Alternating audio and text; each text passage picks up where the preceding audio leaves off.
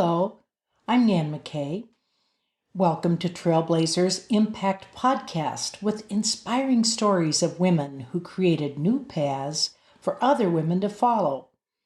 Our website is trailblazersimpact.com, and you can contact us at hello@trailblazersimpact.com. Hello, I'm Nan McKay, and I would like to introduce you to Janise Graham. Janise is well known in the insurance industry and in the business community. She has served as president of the National Association of Insurance and Financial Advisors for the Inland Empire chapter. She has been president of the Business Resource Council, and she also has been a board member for the National Association of Women Business Owners. She's been recognized as a finalist for the Spirit of Entrepreneur Award as well. And she holds the designations of Life and Annuity Certified Professional and is certified in long-term care. She is a speaker, an author, and an entrepreneur. So welcome, Janise. Thank you. Thank you very much, Nan. You've been a trailblazer in this whole area of retirement and succession planning and estate planning. What hurdles and obstacles did you find along the way, and how did you overcome them? Well, I would say the better question is what hurdles and obstacles do I find, because they are still there. I work in a very male-dominated space. And I have found as an industry, and these aren't my words, these are some of the leaders in the industry who say we have a middle-aged white guy industry. And if we continue that way, we're not going to be around. So I have been in that space, and I just don't happen to fit that demographic. And I have found the challenges are not much in people liking me, knowing me, and engaging with me within my industry. The biggest challenge has been with being invited to the table. When there's collaborations, when there's meetings, when there's golf outings. I have sat in meetings where there have been three of us, and the guys will meet for the first time, connect. Do you have clubs? I have clubs. We should get together. And I'm sitting in the middle going, I have clubs too. The challenge is fitting in. That has been the biggest challenge. Well, how do you overcome that? Do you do it with persistence or in an education way, or how do you do it? I have done it with education, because I know that when someone sees me, they don't see retirement planning or financial services, someone else. So I felt like I've always had to know more. I've always had to have the foundation and the history there. And that's not just my colleagues. It's with the public. For years, I conducted the 401k rollover account. And I would go out to the major corporations when they were laying off and talk to their employees. And it never failed. There was always that one guy, that one particular person who wanted to challenge what I knew. And he wanted to talk in financial ease, is what I call it. I pride myself on speaking English and trying to make this information a little bit more palatable to the average person. But I always have to go bilingual, so to speak, answer his question in the financial terms as he's asking to impress his colleagues, and then turn around and explain in basic English what he asked me and what the answer was. So I've always done it with education. How about discrimination? Has that slapped you in the face, and what impact did it have? That's such a current question. In all of my years of living in California, I have never seen overt discrimination or racism. I know what it looks like, and I've seen it subtly. But in the past couple of years, I've seen it more overtly, which is a little disturbing. It's not what I grew up with. I chose to live in Corona because it was very diverse. So it looks like people who have conscious and unconscious biases and forming their opinions and trying to put them on me. Fortunately, I know who I am. I like who I am. I've done genealogy for almost 30 years, so I really do know who I am. And along the way, I've learned a lot about history. I've learned a lot about the history of this country. I feel that right now, a lot of people think of it more as a eulogy They only want to think of the good things. I look at all of it and I see it, and my goal is to engage them. My challenge in the game that I play is to disarm and engage. And I have three amazing daughters. I have one that's an Air Force vet. I have two that are in college. They're twins. And when I took my daughter to her first station in the Air Force, because she flew home after graduating, and I explained to her, I said, this Air Force experiences a microcosm of life and society.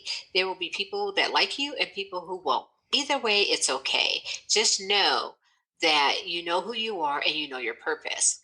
And my twins are 20, they'll be 21 next month. I shared the same thing with them. They're extremely bright. They are in two different schools, and I had to explain to them something that I didn't have to do with the older one. I said, we're in a time right now where people are going to feel like you don't belong here, and I want you to understand, achieve this with affirmative action. They both have two diplomas, and I said, you have two diplomas. Most kids are coming into college with one, and I just want you to know your space and your place, and understand that you've earned it. It has helped them, and it helps other young women it helps them to understand that life is a journey. It's not always easy, it's not always fun, but when you understand a little bit of the history, you can kind of move forward. Even in the history of this country, I was reading an article a couple weeks ago. They said 8% of high school students only 8% realize that the Civil War had anything to do with slavery. So when you don't know your history, you don't know how to move forward in life. And our stories help them understand a foundation and a history. It gives them a part of the struggle. They're going to have their own, but we're giving them a little bit of strength to go a little bit further. Well, talking about history, what do you think is the biggest thing in your lifetime that has changed the world? I would have to say in changing the world is the empowerment of women. Honestly, because we are doers, we are perseverers, and we are the ones that in any country, once women are empowered or are empowered, they reach out and they help others. It's the power play is just a little different. And I think that the more that we empower women, the more power we have as a world. So, what do you think about the women being elected to Congress? I thought it was amazing. I mean, there's people that are going to say they're unqualified, they're qualified, they're great, they're not great. I think it's absolutely amazing, because it doesn't matter when you have a young woman, like the young lady, I believe she's in New York, and they talk about the bartender and how unqualified she is. If she were a man and he were a bartender, Wouldn't say a he thing. would be a go-getter, and he would not try to minimize where he came from. He's picked his bootstraps up and he's gone for it. So it's like there's little subtleties in words to try to diminish the power of what women can do. I don't care what side of the aisle they're on. I really don't. What I care about is the fact that they have a voice. They're in a place to make a difference. And if they're going to make a mistake, they're going to make a mistake. The guys make mistakes every day, and it's okay. So I love it. I think it's awesome, and I think there should be more of it. It's really energizing to see. It is. How did your early life affect who you are today? Well, my early life, like I said, I'm a native Californian, born in Santa Barbara, and I am the oldest of my mother's three children. I'll put it that way. And so growing up, it was pretty non-eventful. I resembled my mom's sister. And at that time and growing up, she was not doing a lot of good things. So I found that I was compared to her a lot. And so what I gleaned from that in the way that I live my life is proving people wrong. And it started very young. I am not going to run away. I'm not going to, I'm not going to be an alcoholic. My world started with a lot of I'm nots. And I find that as a result of that, I do very well when someone doubts me, because it's like, I'm going to prove you wrong. It's okay. So it's amazing where our strength comes from. And I look at my sister, who didn't have the same prove you wrong type of push that I have. And it's just every day, it's consistent, even in the world that I'm in. And I mean, I wanted to be president of my chapter to prove that I could. It's about proving what I can do. To yourself and to others. Myself and to others. Yeah. Absolutely. As the oldest one in the family of three Did you find you had more responsibility? Were you a caretaker, or did you have more independence and freedom, or how different perspectives probably from your younger sisters? But Well, the funny thing is that my sister and I are 11 months and 3 weeks apart. oh, We're not even a not year a lot. apart. And my brother and I are, I think, 16 years apart. So well, by the time he was 2, I was heading off to college. But with my sister and I, no, I wasn't a caretaker, but I was very independent. And I learned from my husband. He says, I talked to your mom and she said, when you were 9 months old, she knew that you were going to be okay. She says you were independent at 9 months. And, it's like, I guess there's a lot of truth to that. And I've always been very independent, an independent thinker.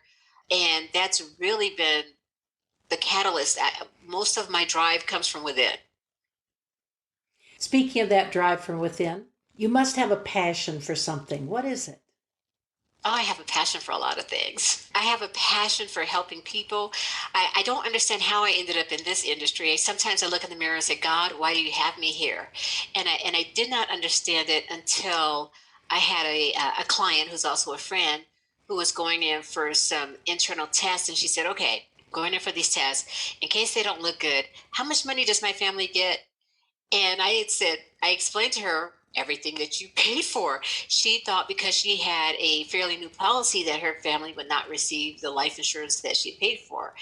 And my first thought, or I guess most people's first thought would be there's something serious going on and they may panic, cry. I realized that I become very calm. My passion for people is to help them, but I come from a place that's very calm. Other than my passion for people, I have a passion for genealogy. I have a passion for sewing. I'm a artsy person, so I love to take the creative side of me and combine it with my very analytical daily life, and just go forward and chat up a lot of folks. Genealogy is really interesting, isn't it? I have been doing ancestry.com and I'm like, whoa, nothing big. I mean, we're too vanilla, but uh, I thought it'd be more fun than that, more exciting, have somebody exciting in my past. But Keep regardless, going. it's fun to do. It is fun to do. Keep going. You never know. I started in 1992, so it's been a while, about 91, 92. And back then, there wasn't the Ancestry.com. There was Ancestry, but it was through the Latter-day Saints. I would go to the Mm-hmm. Mormon temple. Mm-hmm. I'd pack my lunch on a Saturday morning and do microfiche and microfilm all day long. And the thing about genealogy, which is really what life is like today, one question is answered, but it begets another question. So if you dig far enough, you get one answer, and then it's like, well, where did that person come from? And then therein lies the journey on to finding the next question or answering the next question. So it's a lot of fun. That's true. And sometimes they throw up. I think it may be this person. Well, I don't really know. It could be. So it's It's hard to discern, the one they threw up, is that right or is that wrong? exactly. And you have to look at, it's almost like a math problem. You have to try them Yeah, both yeah, yeah. and really see where that leads you. I tell you, doing genealogy, I learned so much more about the history of the country and the history of the world, because you have to start understanding. My grandmother was born in Oklahoma, and so her family history, a lot of it's Oklahoma, Mississippi, down in the South. Well, the counties over the years changed. We didn't learn that in school. You just assume the county lines are the county lines, but you learn a lot about geography. I learned a lot about what was actually going on in the country politically, the Indians, the civilized tribes. You learned things that I was not a huge fan of history in school, but when you engage on a personal level, you kind of get the message and you get a different story. So it's quite fascinating. Well, who most impacted who you are today? I would have to say my mom. My mother, probably my mom and my mother and my grandmother. My grandmother's still living.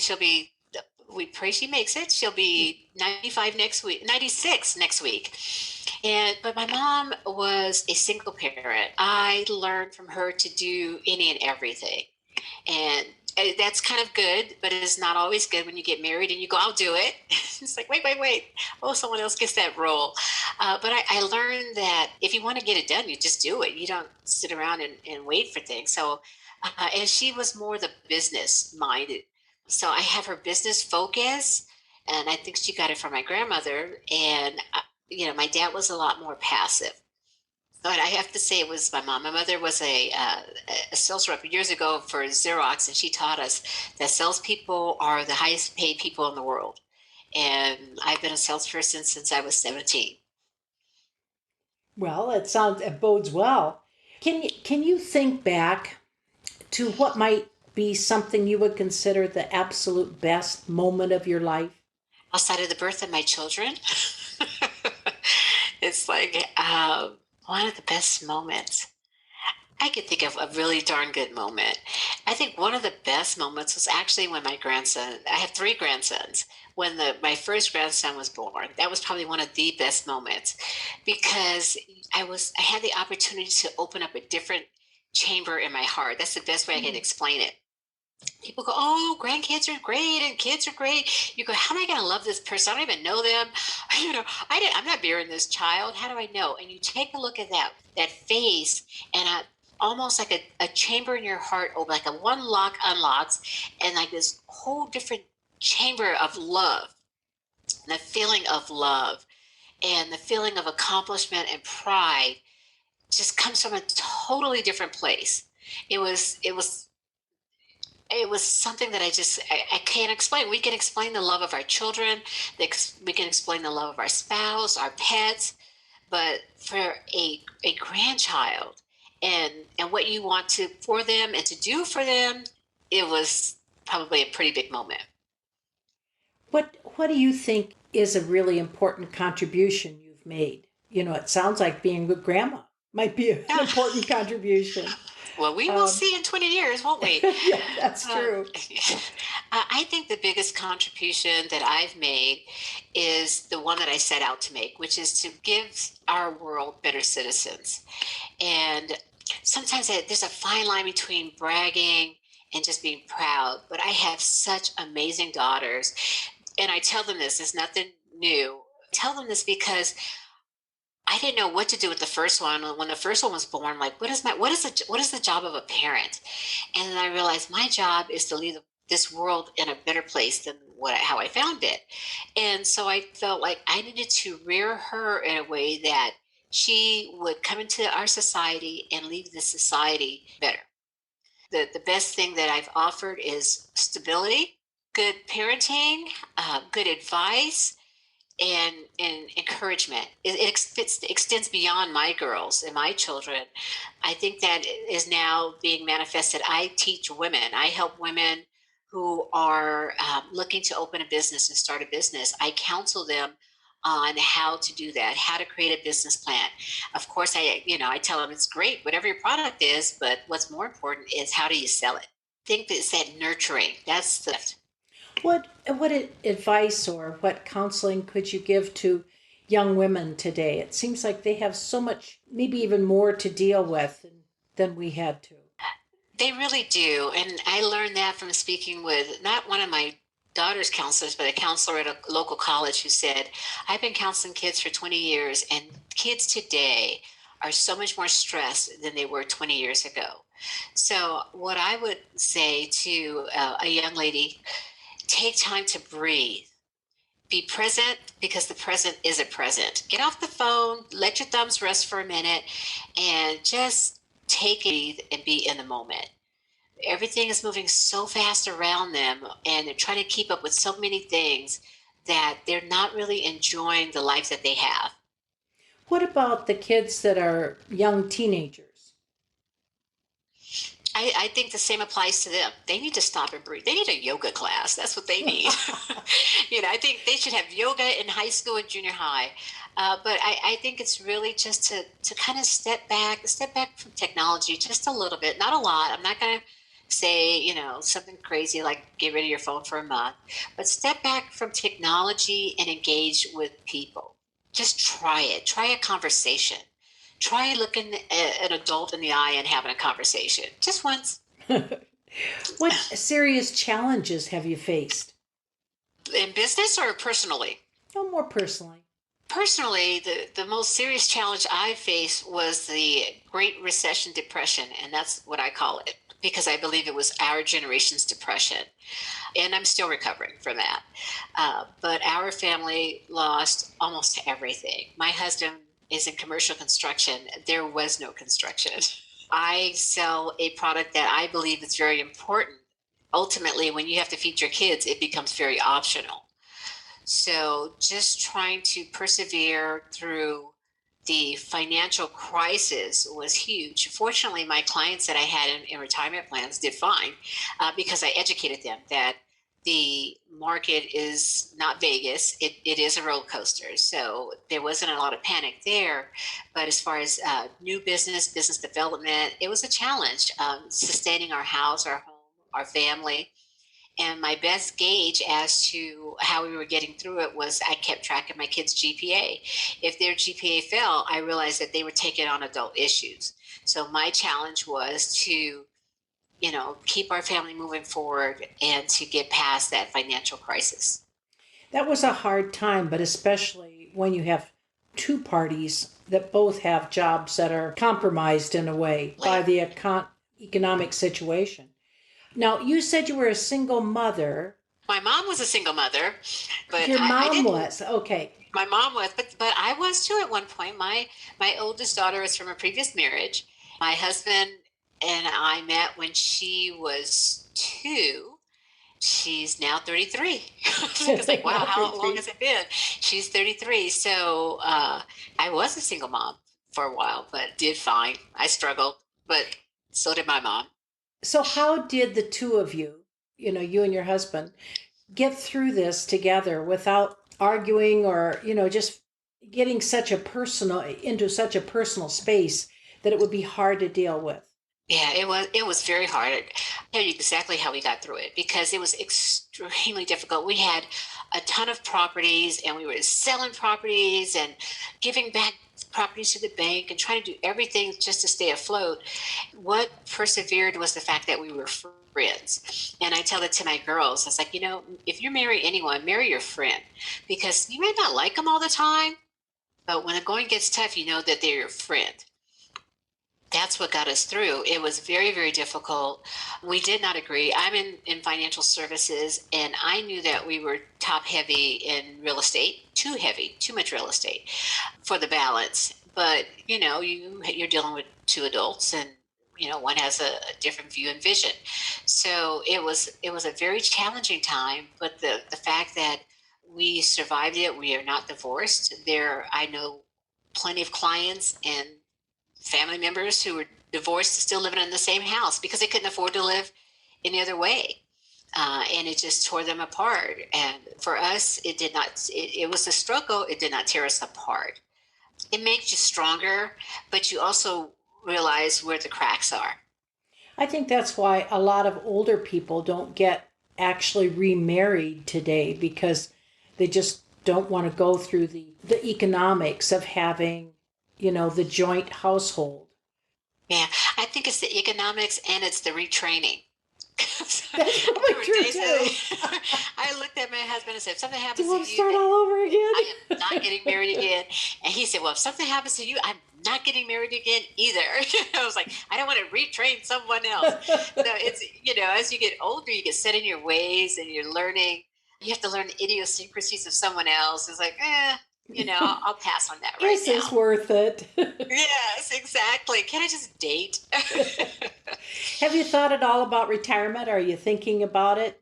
Thinking how you might handle that? Or do you just go part-time? Or what are you thinking about? No, it's funny because working in retirement planning and talking to people about retirement and exiting their businesses, it's just really different. What I have found, and I have like two sets of friends. I call them my W-2 friends, and those are the ones that get a paycheck every 2 weeks. And then I have my business owner friends. And, even during the recession, the W-2 friends didn't see and hurt as much as my business owner friends did. And I've noticed that my boyfriends have retirement dates. I'm going to retire on this day and this year. my business owner friends are going, I love what I do. I can't imagine retiring. And I just, I really am, do I want to retire? I know my numbers, I know what I need. But the thing is, it's like, I enjoy what I do. I work with my head, I'm not working with my hands. I get to see people's eyes light up. I get to hear someone say, thank you. Just kind of like, how do I justify this in retirement? And I said, aha, well, Dianne Feinstein's 84. Warren Buffett is 88. His partner is 95. I think I could still continue to work. As long as my brain and my mind are sharp, I would like to continue to work. I've just finished a book that I have to get edited. I have to do all the hard stuff now. I thought that writing it was hard. But my vision is to take that book and go on the road and speak and talk to business owners and educate them on the importance of succession planning. And as long as I can walk and talk, I can enjoy other people. I get to meet people. I get to be engaged. That's why would you want to retire from that? True. So, are you going to self publish? Yes. Now, I just interviewed an author, really who's won tons of awards, and we were talking about publishing on Amazon, and that seems to be a pretty easy way to do it today. Are you going to take a look at that? I am.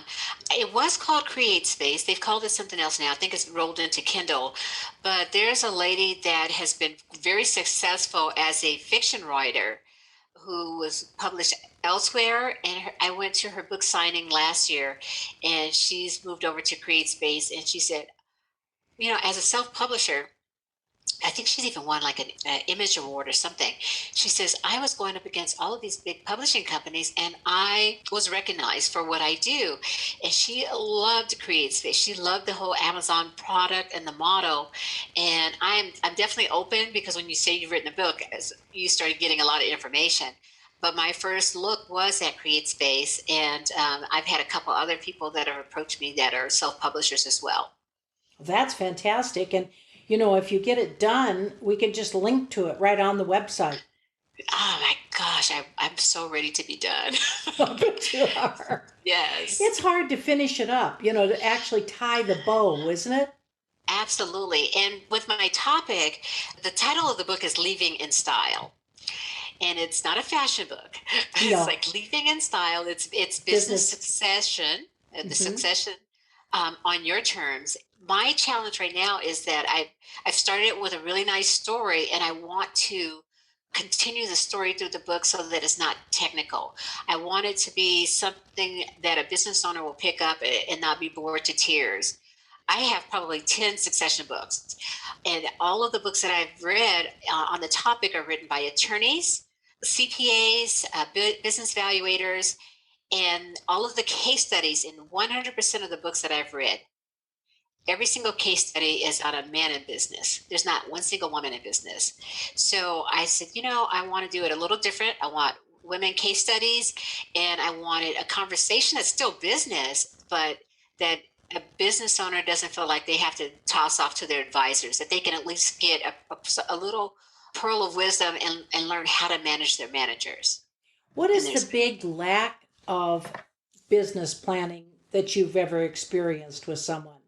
Well, the biggest lack is the lack of planning for the loss of the leader. And that's really why I started to focus there. My original entree into this industry was in retirement planning. My mom had a very good friend who had a very successful business. He was an excellent pilot and he used to fly all over. He flew up north, he dropped his son off, and he was flying back and didn't make it. And that's when I started asking questions like, well, what's going to happen to the business? What's going to happen to the business? And she didn't know. So I started asking some of my mentors in the industry. I would say, let me tell you this story. And I would tell them the story. I would go, what happened? And they would start mentioning different things that he didn't do as a business owner.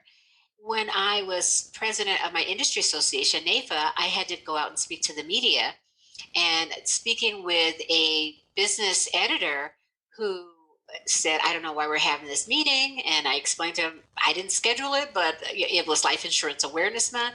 And he says, you can use life insurance in business. When he said that, as a business editor, I realized that he has articles that are coming through a newspaper for business owners.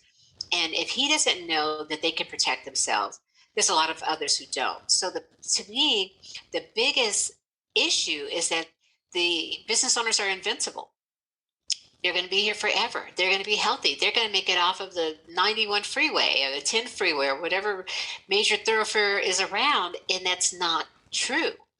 And even if they did, there's Parkinson's. There's I call it D-Day. There's a series of about 10 Ds that I've come up with that affect a business owner that they're not taking into consideration. Do you find people usually get key person insurance?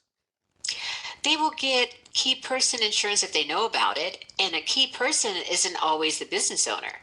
So if I work for you, Nan, and I am your hot rainmaking salesperson, you may have key person on my life that says, wow, you know what, if Janise died, my business is going to fall apart, at least until I can find someone to replace her. So that's what key person does. It protects the business in the event of the loss of someone who's very important to it. Oftentimes, business owners know who their key people are as in other executives, but they don't oftentimes think of themselves as a key person.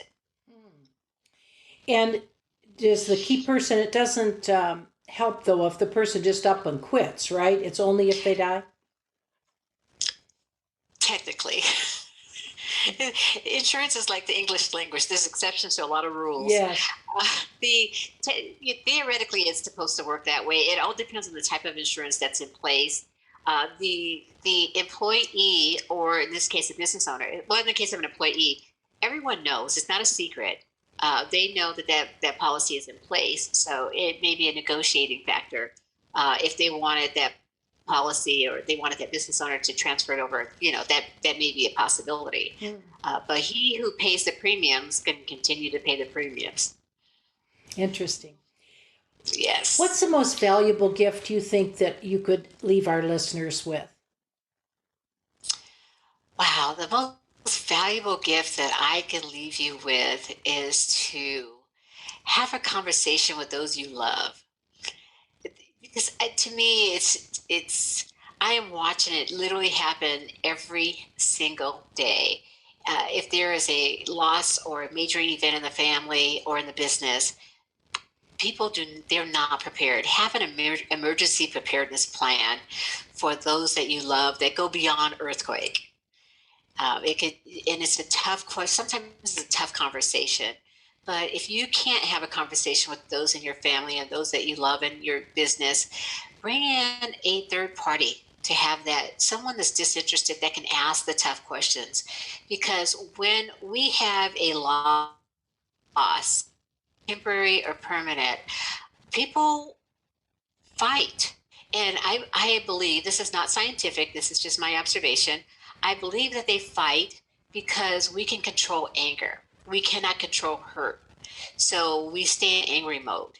If you have a plan, then you can nurture and love one another and be on the same page. So have a conversation with those you love.